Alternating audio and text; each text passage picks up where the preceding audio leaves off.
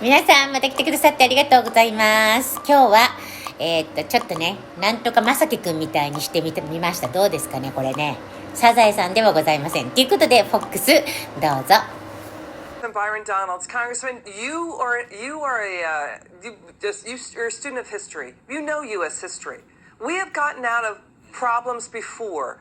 We've gotten out of wars in the past. We've gotten out of crises in the past.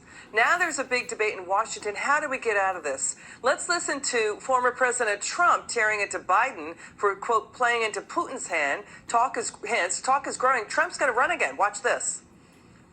I think we're going to have a tremendous victory in the House. I think we have a really good chance at we have some great people in the Senate. And I think a lot of people are going to be very happy in 2024. We have to take them all back. I rebuilt our whole nuclear arsenal. Stronger, bigger, better than ever before. It's better and it's bigger than Russia.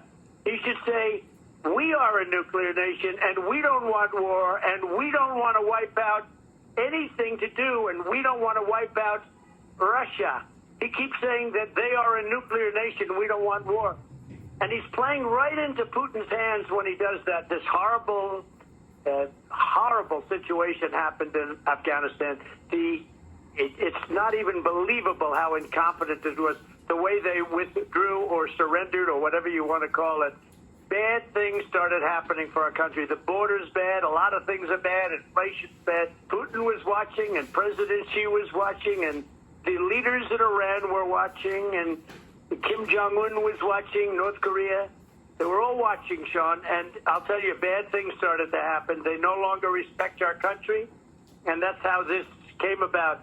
Congressman, what do you think? You know, some critics out there say, can Trump get past the Capitol riots, the voter fraud claims, and his multiple probes? What do you think? Absolutely. I think he can get past it. By the way, it's good to be back with you, Liz. He can definitely get past it because what America has seen over the last 15 months is a systematic failure from Joe Biden and from the White House and from congressional Democrats. Everything that President Trump just said is absolutely true and factual, and it actually affects the pocketbooks of everyday Americans. Listen, the administration's running around saying right now that the oil companies have 9,000 leases and they can pump whenever they want. That is a lie. The oil companies have to get permits from the federal government. They have to get authorizations from the federal government.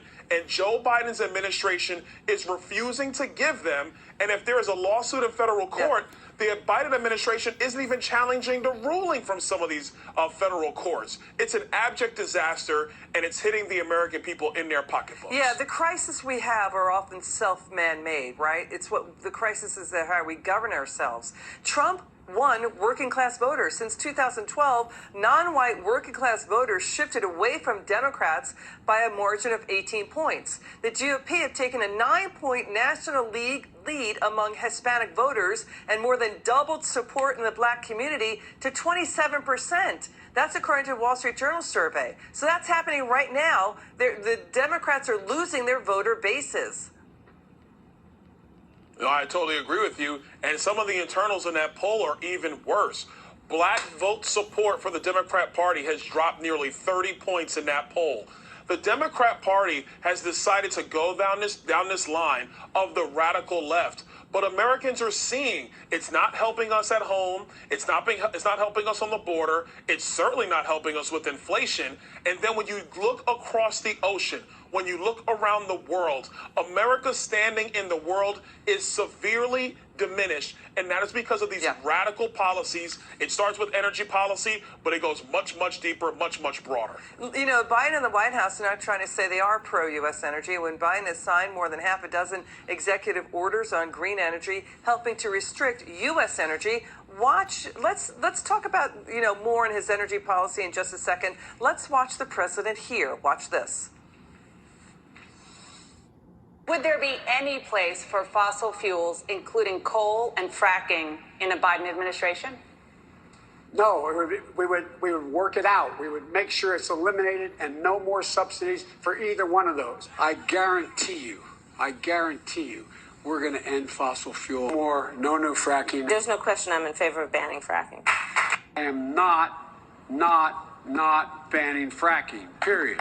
I make it clear I do not propose banning fracking. Joe Biden will not ban fracking.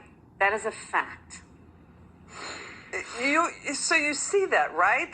They're flipping, flopping all the time on this. By the way, Republicans in House Energy and Commerce now probing climate change groups, saying that they're getting funding via a foundation in California from Russia. These climate change groups deny that. In other words, Russia's trying to undercut things like U.S. fracking. So listen, what you heard with that sound before and what we just told you. Can you put this all together?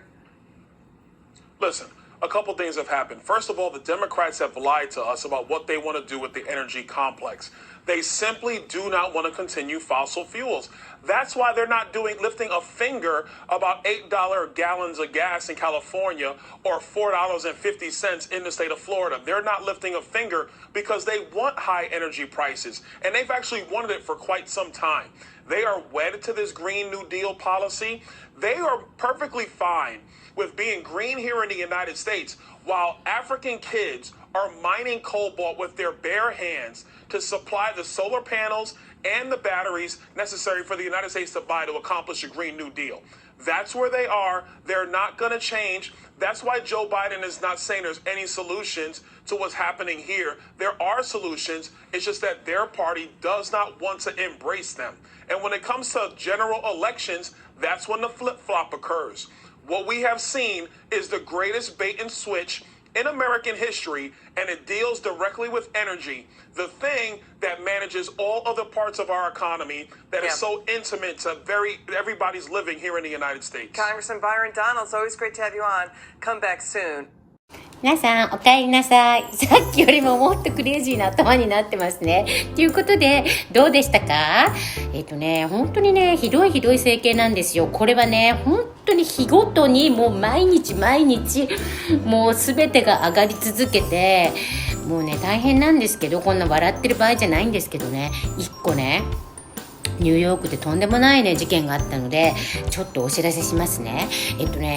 これを見てるニューヨークの人は知ってるって言うと思うんだけれども、プラットフォームで前突き落としたとかあったじゃないですか。今度はねプラットフォームでこれをして自分のこれをしてそれを袋に入れまして持ち歩いて、そしてホームで待っている女性にこれをくらえって言って顔に押し付けるっていうね犯罪があったんですよ。ちょっと狂ってますよねニューヨーク。もうとうとうねこんな髪で狂ってるおばちゃんもいるんだけど、そんなことする人もそんな犯罪も出てきたんです。良い子は真似しないでね。真似するわけないでしょこんなのね。ということで今日も見てくださってありがとうございます。また見てください。